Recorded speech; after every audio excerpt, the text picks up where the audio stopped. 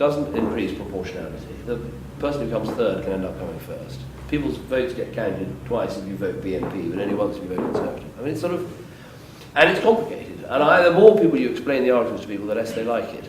Well, I'm here in London today making a speech as my contribution to the campaign to say no to the alternative vote system. We're going to be having a referendum in May on should we change our voting system. I don't think we should. There are lots of things that need to change in our politics, but we shouldn't change this. It means our current system, it's a good way of being able to get rid of a government when you don't like it. It's simple, everybody understands it, and it's worked for hundreds of years. So I say keep it. There's an inherent unfairness under AV. Supporters of unpopular parties end up having their votes counted a number of times. Why?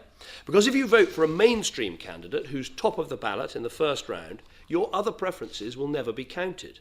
But if you vote for a fringe party who gets knocked out, your other preferences will be counted. In other words, you get another bite of the cherry. Now, I don't see why voters of the BNP or the monster-raving loony party should get their votes counted more times than supporters of the Conservatives, or for that matter, than supporters of Labour or the Liberal Democrats. The principle of one person, one vote is what makes our democracy fair. And AV completely flies in the face of that. Imagine the Olympics. Usain Bolt runs the 100 metres in 9.8 seconds and comes first. It's only give the gold medal to somebody else. You know, where's the fairness in that? One of the strengths of our current system is it's simple. I can sum it up in a sentence. You go into the voting booth, you mark your paper, you put it in a box, and the candidate who gets the most votes wins. Now ask someone who supports AV to explain their system. It's incredibly complicated. Here is a passage from a book detailing how the alternative vote system works. I hope you are sitting comfortably. As the process continues, the preferences allocated to the remaining candidates may not be the second choices of those electors whose first choice candidates have been eliminated. It may be that after 3 candidates have been eliminated, say when a 4th candidate is removed from the contest, one of the electors who gave her first preference to him gave her second, third and 4th preferences to the other 3 candidates who've already been eliminated, so her 5th preference is then allocated to one of the remaining candidates. Did you get that?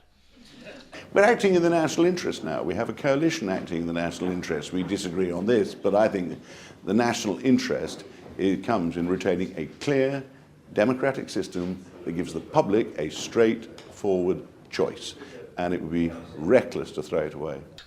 It could mean that those who are courageous and brave and may not believe or say things that everyone agrees with, those people would be pushed out of politics, and those who are boring and least controversial sort of limp over the victory line. It could mean a parliament of second choices. Now, we wouldn't accept this in any other walk of life. We should not accept it for our democracy either. If you knew you were always going to have a hung parliament, yet your manifesto becomes a sort of shopping list from which you might pick and choose when you get into the smoke-filled room. And I think I'm probably in a better place to make this argument than anyone, because I know what happened in the coalition negotiations, where, you know, you did have to make compromises, and you couldn't go ahead with this, and you could go ahead with that. And we tried to just think, well, what are the most important things in the country to go ahead with? But if in future, if you always knew it would be a hung parliament, the manifesto process would just be, oh, well, put it in, we can get rid of that when we get into the smoke-filled room. And that totally undermines trust in politics. I need you to go out onto the streets and campaign for a no vote in this referendum. No to a system that is unfair. No to a system that's a stitch-up for the politicians. No to a system that would make our politics much less accountable, much less simple, much less fair. There's a referendum coming. I need you to get out there and vote no to AV.